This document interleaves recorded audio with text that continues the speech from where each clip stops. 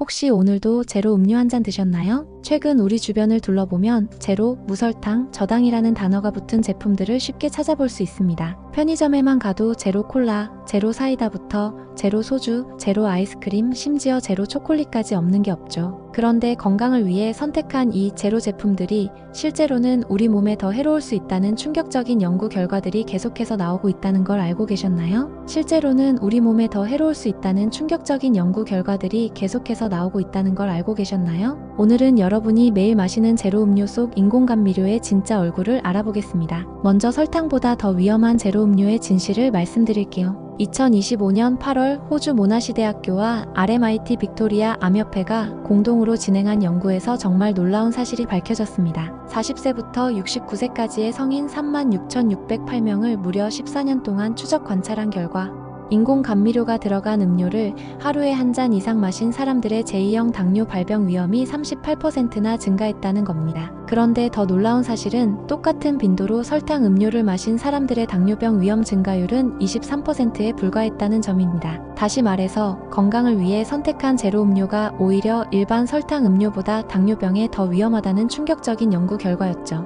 더욱 무서운 건 이 현상이 체중과 전혀 상관없이 나타난다는 점입니다. 설탕 음료의 경우 체중 증가를 통해 당뇨병 위험이 높아지는 게 일반적인데 체중을 조절했을 때는 당뇨병과의 연관성이 사라졌습니다. 하지만 인공감미료 음료는 달랐죠. 체중을 조절해도 여전히 당뇨병 위험이 유지되었거든요. 이는 인공감미료가 비만과 상관없이 우리 몸의 대사 기능에 직접적인 악영향을 미친다는 의미입니다. 2025년 9월 브라질 상파울루 대학교에서 발표한 연구 결과는 더욱 충격이에요. 평균 나이 52세의 브라질 공무원 12,772명을 8년간 추적한 결과 감미료를 많이 섭취한 그룹의 인지 기능 저하 속도가 62%나 빨랐다는 겁니다. 이는 뇌 노화를 1년 6개월이나 앞당기는 것과 같은 수준이었죠. 특히 기억력, 언어 유창성, 전반적인 사고 능력이 급속도로 떨어지는 현상이 관찰되었습니다. 그런데 이런 현상은 60세 미만의 성인에게서 더욱 뚜렷하게 나타났어요. 젊을수록 인공감미료의 위험성이 더 크다는 의미입니다. 2025년 2월 스웨덴 카롤린스카 의대에서 발표한 연구는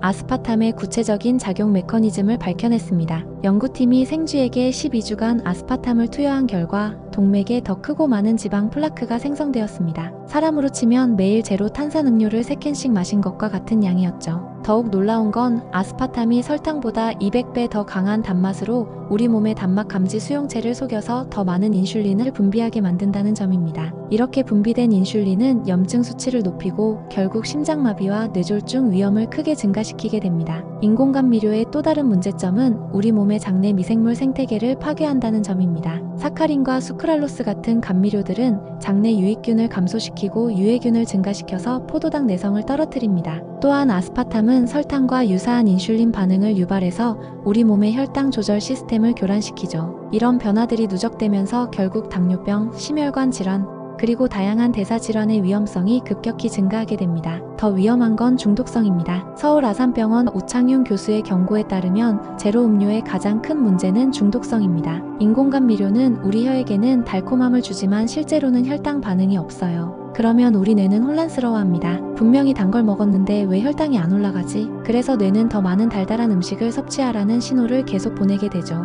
특히 비만한 사람들의 뇌 MRI를 찍어보면 제로 음료를 마신 후 배고픔을 느끼는 중추가 강하게 반응하는 걸 확인할 수 있었다고 해요. 더욱 심각한 건 우리 혀가 강한 단맛에 적응해 간다는 점입니다. 우리 몸 중에 가장 민감한 기관 중 하나인 혀는 강한 자극이 계속되면 단맛을 느끼는 수용체의 수가 줄어들어요. 그러면 같은 단맛으로는 만족할 수 없게 되고 더욱 강한 단맛을 찾게 되는 악순환에 빠지게 됩니다. 실제로 최근 통계를 보면 제로 음료에 들어가는 인공감미료의 양이 20에서 30%나 증가했다고 해요. 제조업체들도 소비자들의 변화된 미각에 맞추기 위해 더 강한 단맛을 내고 있는 거죠. 특히 청소년들에게는 인공감미료가 더욱 위험합니다. 2009년부터 2014년까지 미국 국민건강영양조사 결과 저칼로리 음료를 섭취한 청소년들이 그렇지 않은 청소년들보다 비만 확률이 70%나 높았어요. 또한 청소년기에 인공감미료에 노출되면 성인이 되어서도 계속해서 강한 단맛을 찾게 되는 경향이 나타납니다. 이는 평생에 걸친 건강 문제로 이어질 수 있는 심각한 문제죠. 비교적 안전하다고 여겨졌던 에리스리톨도 최근 그 위험성이 밝혀지고 있습니다. 2025년 미국 생리학 서밋에서 발표된 연구에서 에리스리톨은 뇌의 미세혈관 세포의 산화 스트레스를 증가시키고 혈관 확장에 도움이 되는 산화질소의 생성을 감소시킨다고 해요. 이런 변화는 결국 심장마비와 뇌졸중 위험을 높이는 직접적인 원인이 됩니다. 물론 식품업계에서는 이런 연구 결과들에 대해 강하게 반박하고 있습니다. 국제감미료협회에서는 이런 연구들은 단순한 관찰 연구일 뿐이며 직접적인 인과관계를 증명하지 못한다고 주장하고 있어요. 또한 인공감미료는 전 세계 모든 주요 보건 당국에서 안전성을 인정받았다고 강조하고 있습니다. 하지만 중요한 건 이런 안전성 기준들이 대부분 단기간의 연구에 기반해서 만들어졌다는 점입니다. 10년, 20년에 걸친 장기적인 건강 영향에 대해서는 아직 충분한 데이터가 없는 상황이에요. 2024년 한국소비자원의 조사 결과도 충격적입니다. 무설탕을 강조하는 제로 소주들을 검사해본 결과 열량과 당류가 일반 소주와 큰 차이가 없었어요. 제로 소주의 열량이 일반 소주보다 낮은 이유는 당류 때문이 아니라 단순히 알코올 도수가 낮기 때문이었습니다. 소비자의 68.6%가 제로 소주가 일반 소주보다 열량이 크게 낮을 것이라고 생각했는데 실제로는 그렇지 않았던 거죠. 제로 제품들의 또 다른 문제는 당류 대신 들어가는 다른 성분들입니다. 한 저당 초코 아이스크림을 예로 들면 당은 적지만 포화지방이 10g이나 들어있고 열량도 200칼로리에 가까워요. 겉으로는 건강해 보이지만 실제로는 다른 방식으로 우리 건강을 해치고 있는 거죠. 제로 음료에는 인공감미료뿐만 아니라 카페인과 다양한 첨가물들이 들어있습니다. 카페인을 과다 섭취하면 불면증, 심장 두근거림, 불안 증세를 유발할 수 있어요. 또한 아스파탐 같은 인공감미료는 일부 사람들에게 두통, 어지러움, 집중력 저하, 기분 변화 등을 일으킬 수 있습니다. 특히 민감한 사람이나 어린이, 임산부들은 더욱 주의해야 하죠. 제로 음료에는 설탕이 없지만 높은 산도와 탄산 성분 때문에 치아 건강에는 여전히 해롭습니다. 탄산은 입안의 pH를 낮춰서 산성 환경을 만들고 이는 치아 범랑질을 부식시켜서 충치와 치아 부식을 유발할 수 있어요. 특히 빨대 없이 직접 마시거나 자주 마시는 경우에는 치아 손상 위험이 더욱 커집니다. 지금까지 인공감미료와 제로 음료의 숨겨진 위험성에 대해 알아봤습니다. 우리가 건강을 위해 선택했던 제로 음료들이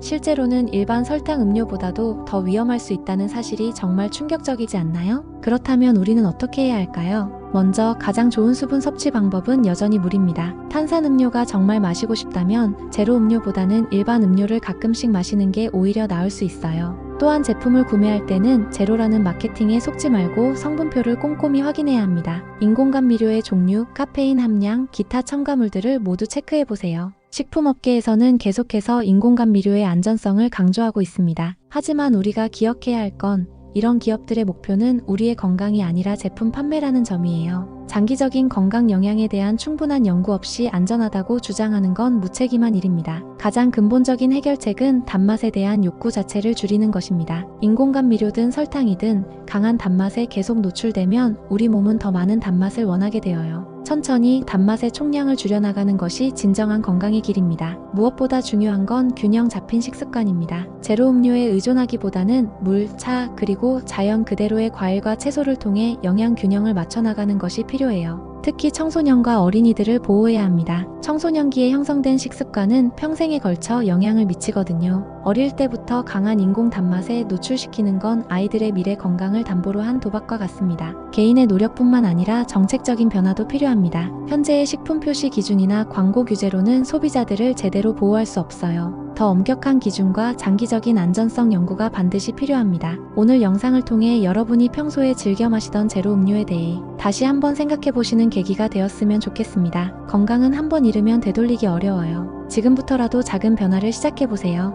여러분의 건강한 선택이 여러분과 가족의 미래를 바꿀 수 있습니다. 오늘 영상이 도움이 되셨다면 구독과 좋아요 부탁드리고 댓글로 여러분의 생각도 들려주세요. 다음 영상에서 더 유익한 정보로 찾아뵙겠습니다.